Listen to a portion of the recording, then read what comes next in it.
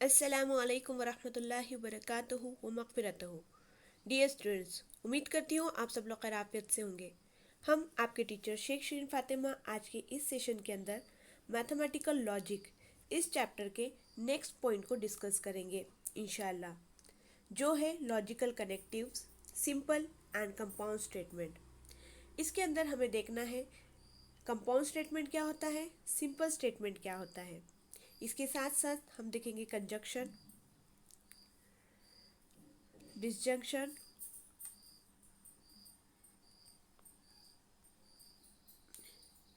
Conditional implication, biconditional यानी double implication, negation of statement. ये पांचों पॉइंट्स बहुत ही आसान और इंटरेस्टिंग है, लेकिन इन सबको अगर एक साथ समझा दिया जाए तो आप लोग कंफ्यूज हो जाओगे। इसलिए हम सोच रहे कि हर टॉपिक के ऊपर एक छोटा सा वीडियो अलग अलग ही बना दिया जाए। तो चलिए देखते हैं। सबसे पहले तो हम आ जाते हैं स्टेटमेंट के ऊपर, और स्टेटमेंट के ज़रिए ही हम देखेंगे कि कंपाउंड स्टेटमेंट क्या होता है और सिंपल स्टेटमेंट क्या होता है। देखिए, स्टेटमेंट के अंदर हमने अब तक क्या देखा। हमने ये देखा कि अगर डिक्लेरेटिव सेंटेंस है, चाहे वो सही हो या गलत, वो स्टेटमेंट कहलाएंगे। ठीक है ना।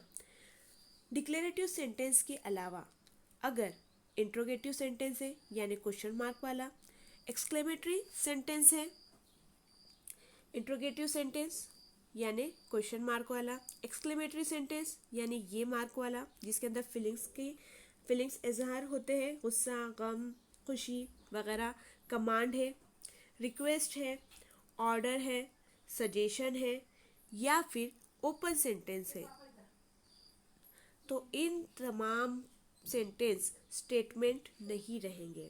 ठीक है ना।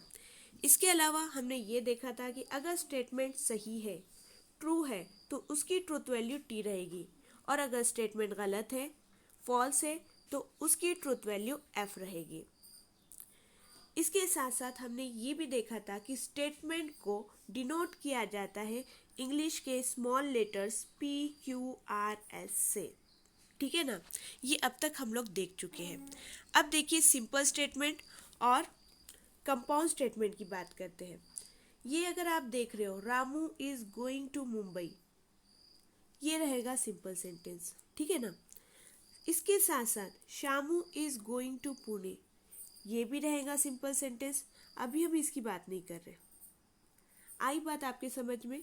Ramu is going to Mumbai ये भी सिंपल सेंटेंस है, और Shamu is going to Mumbai, going to Pune, ये भी सिंपल सेंटेंस है। अगर हम इन दोनों सेंटेंस को एंड ये कनेक्टिव से जोड़ दे, ये दोनों सेंटेंस को एंड ये कनेक्टिव से जोड़ दे, तो ये एक बड़ा सेंटेंस बन जाएगा। Ramu is going to Mumbai and Shamu is going to Pune, और ये सेंटेंस को कहा जाएगा कंपाउंड सेंटेंस। उम्मीद करती हूँ ये आपको समझ में आ गया होगा। ठीक है ना। चलिए आगे देखते हैं। अब इसमें यहाँ पर देखिए, ये है आपकी एक स्टेटमेंट। ठीक है, हम इसको नाम दे देंगे P, और ये है आपकी दूसरी स्टेटमेंट, इसको नाम दे देंगे Q। P और Q को एक कनेक्टिव से जोड़ा जा रहा है, वो है एंड। ठीक है ना। अब ये P और Q को एंड जो है उसके लिए इस अलामत का, इस सिंबल का इस्तेमाल किया जाता है, तो ये बन जाएंगी मैथमेटिकल स्टेटमेंट। आई बात समझ में आपके। Ramu is going to Mumbai, इस स्टेटमेंट का नाम हमने दिया है P। Shamu is going to Pune, इसका नाम दिया है Q। P और Q एंड ये कनेक्टिव से जुड़ रहा है, तो एंड के लिए ये सिंबल है P एंड Q। तो ये हो गई आपकी मैथमेटिकल स्टेटमेंट। अब बात आती है, क्या कनेक्टिव सिर्फ एंड है? नहीं, एंड के अलावा भी और ये कनेक्टिव रहता, इफ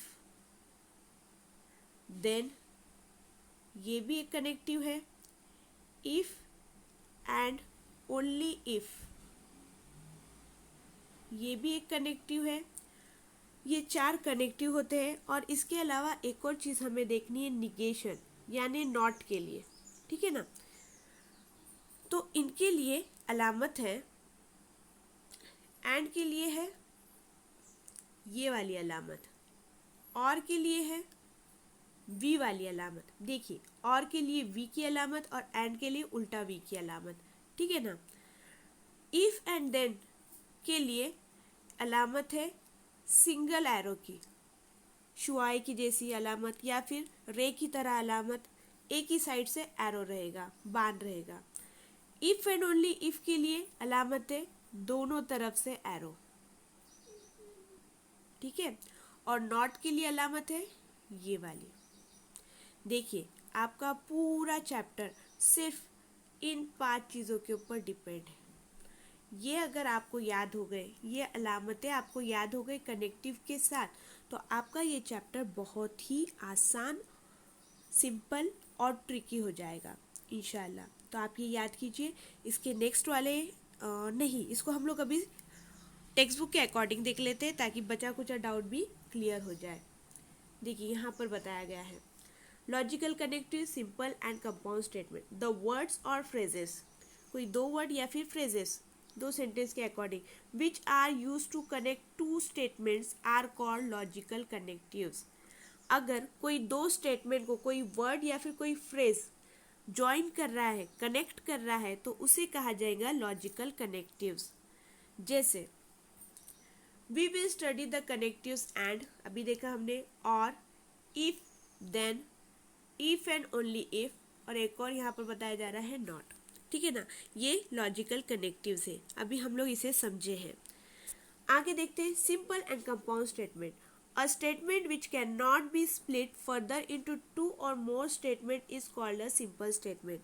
ऐसी स्टेटमेंट जो और भी डिस्ट्रीब्यूट नहीं होती एक या 2 स्टेटमेंट के अंदर, उसे कहा जाएगा सिंपल स्टेटमेंट। जैसे यहाँ पर बताया गया है, एग्जाम्पल बाद में देख लेते हैं, पहले डेफिनेशन ही देख लेंगे। सिंपल स्टेटमेंट यानी ऐसी स्टेटमेंट जो वापस से और किसी स्टेटमेंट के अंदर डिस्ट्रीब्यूट नहीं होती, 2 पार्ट में अलग अलग नहीं लिखी जाती। तो अब देखिए इसके आगे क्या दिया गया है, if a statement is the combination of 2 और more simple statements then it is called a compound statement. अगर एक स्टेटमेंट अगर 2 या 2 से ज़्यादा स्टेटमेंट का कॉम्बिनेशन में है तो उसे कंपाउंड स्टेटमेंट कहेंगे। अब इसको हम एग्जाम्पल के तौर पे देख लेते हैं। देखिए, 3 is a prime and 4 is an even number.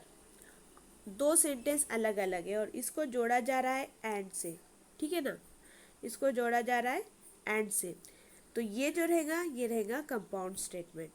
अब यहाँ पर देखिए 3 एंड 5 आर ट्विन प्राइम्स। यहाँ पे 3 प्राइम था और 4 इज इवन नंबर था, यहाँ पे दोनों प्राइम नहीं थे। ये सेंटेंस अलग था, ये सेंटेंस अलग था, है ना, और इसको जोड़ा जा रहा था एंड से। अब यहाँ पर 2 नंबर की बात हो रही है, 3 एंड 5, ये अलग अलग सेंटेंस नहीं, और इनकी क्या बात हो रही है कि ये दोनों के दोनों ट्विन प्राइम्स हैं, मतलब दोनों की बात सेम है और ये एक ही सेंटेंस है, ये और अलग अलग आप डिस्ट्रीब्यूट नहीं करोगे, तो ये जो रहेगी ये रहेगी सिंपल स्टेटमेंट। उम्मीद करती हूँ ये आपको समझ में आया होगा। अब नेक्स्ट सेशन के अंदर हम इंशाल्लाह कंजक्शन के बारे में मालूमात लेंगे। जज़ाकल्लाह खैरन कसीरा। अल्लाह हाफिज़।